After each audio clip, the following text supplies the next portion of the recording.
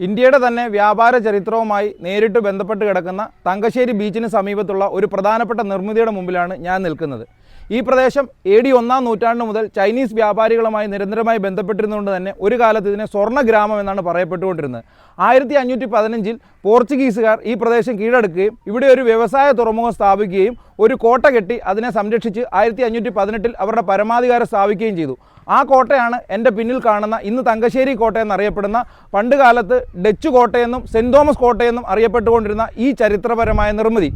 നൂറ്റാണ്ടുകൾക്ക് ശേഷം 1661-ൽ ഡച്ചുകാർ ഈ പ്രദേശം മലബാർ ഡച്ചിൻ്റെ തലസ്ഥാനമാക്കി പോർച്ചുഗീസുകാരിൽ നിന്ന് വാങ്ങുകയും അതിനുശേഷം 1795 ബ്രിട്ടീഷുകാർ ഇവിടെ കൈവശപ്പെടുത്തുകയും ചെയ്തു. 1821 ശേഷം 20 വർഷത്തേക്ക് തിരുവിതാംകൂർ ഗവൺമെൻറ് ഇതിനെ പാട്ടഭൂമിയായി തിരുവിതാംകൂറിന് കൈകളിലേക്കാക്കി കൈവശപ്പെടുത്തുകയും ചെയ്ത ഒരു പ്രദേശമാണ്